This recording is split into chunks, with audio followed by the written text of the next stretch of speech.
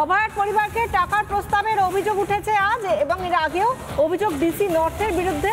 Supreme কোর্টে এই বিষয়টি তুললেন বিকাশ রঞ্জন ভট্টাচার্য। বাবা মাকে অর্থাৎ অভয়ার বাবা মাকে পুলিশ টাকা দিতে চেয়েছিল, সুপ্রিম কোর্টে আজ বলেন বিকাশ রঞ্জন ভট্টাচার্য। ডিসি নর্থকে তদন্তের আওতায় আনা হোক, এমনই দাবি বিকাশ রঞ্জন ভট্টাচার্যের। টাকা দেওয়ার কথা অস্বীকার করলেন মমতা। নবান্ন থেকে যে সাংবাদিক বৈঠক করলেন সেখানে তিনি বললেন উৎসাহ রটানো হচ্ছে, এমনই দাবি করলেন মুখ্যমন্ত্রী। অভয়া পরিবারের অভিযোগ কি তাহলে মানেন না মমতা?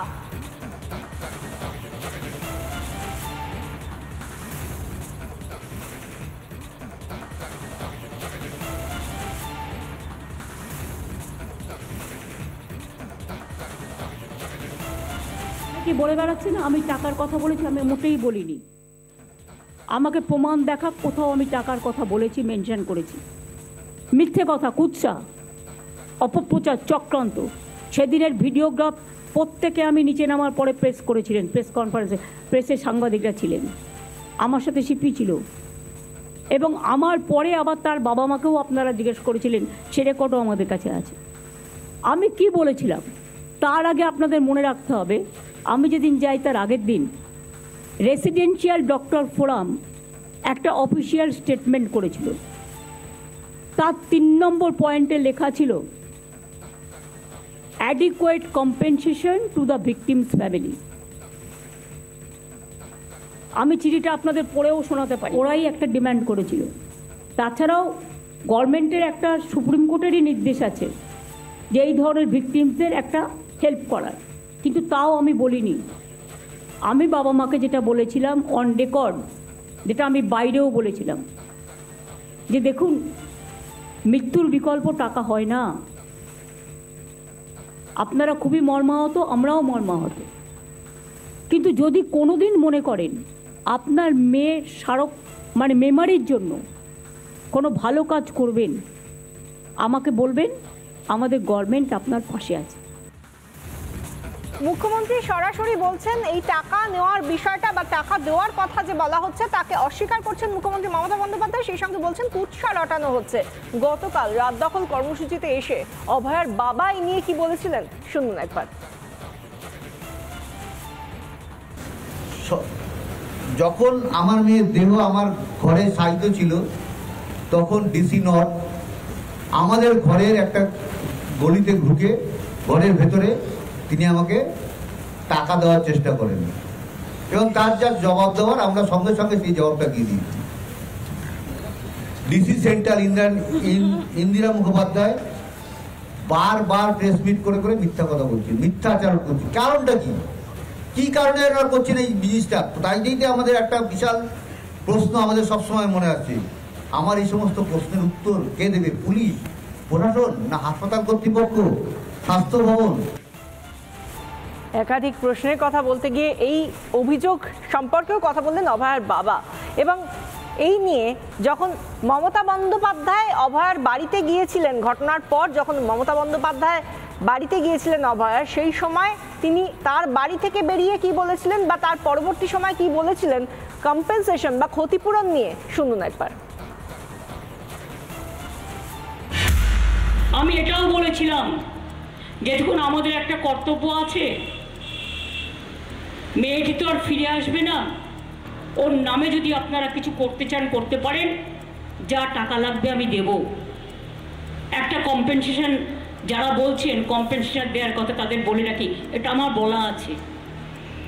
হ্যাঁ, আমরা 10 লক্ষ টাকা তো দিতেই পারি পরিবারকে, কিন্তু ওর মা যেটা আমায় বলেছে, I must be very clear যে আগে মেয়ের বিচার হোক, তারপরে আপনাকে বলবো। এদিকে মানুষের আন্দোলনে বিরক্ত মুখ্যমন্ত্রী। 1 মাস হয়ে গেল, এবার পুজোয় ফিরে আসুন, উৎসবে ফিরে আসুন।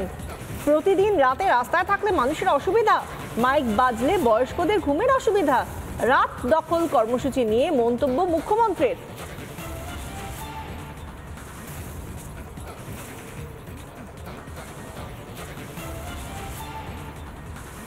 রাতের বেলায় পুজোর সময় পুলিশ রাত জেগে পাহাড় দেয়, কোনো দুর্ঘটনা ঘটলে পাহাড় দেয়, দাঙ্গা হলে পাহাড় দেয়, দুর্যোগ হলে পাহাড় দেয়। কিন্তু প্রতিদিন রাতে আপনারা যদি রাস্তায় থেকে অনেক মানুষ তো ডিস্টার্ব হয়, অনেক এলাকায় অনেক বয়স্ক মানুষ আছে, মাইক লাগালে তাদের ঘুমের অসুবিধেও হয়, যার জন্য নিয়মও আছে পলিউশন কন্ট্রোল বোর্ডে, 10টার পর মাইক বাজানো যাবে না, বা এত স্পিডে মাইক বাজাবেন তার বেশি বাজানো যাবে না। তা সত্ত্বেও আমরা সব ছেড়ে দিয়েছি। 1 মাস তো হয়ে গেল, আজকে 9 তারিখ, 1 মাস 1 দিন, 31শে মাস গেছে। আমি অনুরোধ করব, পুজোতে ফিরে আসুন, উৎসবে ফিরে আসুন, আর সিবিআইকে বলবো তাড়াতাড়ি বিচারের ব্যবস্থা করুন। এটা তো এখন আপনাদের হাতে, আমাদের হাতে নেই। এখন সাজা পুরো সিবিআইয়ের হাতে। আসল কেসটা করুন। আসল কেসটা হচ্ছে যে ভিকটিমস তার পরিবারকে বিচার দিন, যে নির্যাতিতা তার পরিবারকে বিচার দিন, এবং এই বিচার তো সিবিআই কোর্টে হবে, আমাদের কোর্টে তো নয়। সুতরাং আপনারা ফাস্ট ট্র্যাক কোর্টে বিচার করে তাড়াতাড়ি ব্যবস্থা নিন। মমতা বন্দ্যোপাধ্যায় কি বললেন আজ নবান্ন থেকে আমরা শুনলাম, কিন্তু আমরা দেখেছি যে আজ 9 তারিখ, 9ই সেপ্টেম্বর, এবং গত 9 তারিখ, গত মাসের 9 তারিখ 9ই অগস্ট আরজি করের মহিলা চিকিৎসকের দেহ উদ্ধার হয়েছিল, এবং তারপর থেকে একটার পর একটা ঘটনা প্রবাহ। 14 তারিখ মাঝরাতে রাতের দখল নেওয়ার কর্মসূচি নিয়েছিলেন মহিলারা, তারপর থেকে একের পর এক দিন রাত দখলের কর্মসূচি সাধারণ মানুষের। গতকালও যে ছবি দেখেছি, কিন্তু মানুষের এই আন্দোলনে কি বিরক্ত মুখ্যমন্ত্রী? তিনি যে কথাগুলো আজকে বলছেন, 1 মাস হয়ে গেল, এবার তো পূজায় ফিরে আসুন, উৎসবে ফিরে আসুন, মানুষ তো বলছে উৎসবের মধ্যেও তারা বিচার চাইবেন। তাতেই কি মুখ্যমন্ত্রীর অসুবিধা হচ্ছে, বা কোনো রকমভাবে শাসক দল এবং প্রশাসন রাজ্যের অসুবিধা হচ্ছে? আমরা এই নিয়ে কি বলছেন, কি প্রতিক্রিয়া দিচ্ছেন প্রদেশ কংগ্রেস সভাপতি অধীর রঞ্জন চৌধুরী, শুনুন।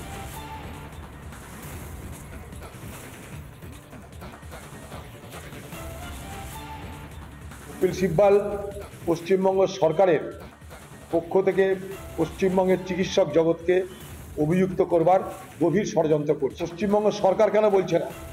যদি পশ্চিমবঙ্গ সরকার রুগীদের চিকিৎসার ব্যাপারে সত্যিকারের তারা সজাগ হয়, ইচ্ছুক হয়, তাহলে এই আন্দোলনকারী ডাক্তারদের সঙ্গে বসে আলাপ আলোচনা করে তাদেরকে কেন কর্মে ফেরত পাঠানো হচ্ছে না? সামান্য জিনিস একটা, আন্দোলনকারীদের সঙ্গে আলোচনা করো, তাদের সমস্যার কথা শোনো, তাদেরকে প্রতিশ্রুতি দাও, কিছু পদক্ষেপ গ্রহণ করো, তাদেরকে কাজে যেতে পারো। তো জেদাজেদির লড়াই চলছে। পশ্চিমবঙ্গের মুখ্যমন্ত্রী মনে করছেন আন্দোলনকারীদের সঙ্গে কথা বললে তার জাত যাবে, তাই তিনি আন্দোলনকারীদের সঙ্গে প্রতিযোগিতায় নেমেছেন। আর সেই কারণে বাংলার কোথাও যদি চিকিৎসার থেকে মানুষ বঞ্চিত হয়, কারণ বাংলার মুখ্যমন্ত্রী মমতা ব্যানার্জি, কারণ স্বাস্থ্যমন্ত্রী হিসাবে তার তো দায়িত্বের মধ্যে পড়ে যে আন্দোলনকারীদের সঙ্গে আলোচনা করে তাদের সমস্যার কথা শুনে ব্যবস্থা নিয়ে পরিষেবা ফের চালু করার দায়িত্ব পশ্চিমবঙ্গের স্বাস্থ্যমন্ত্রী। কেন আপনি স্বাস্থ্যমন্ত্রী হয়েছেন?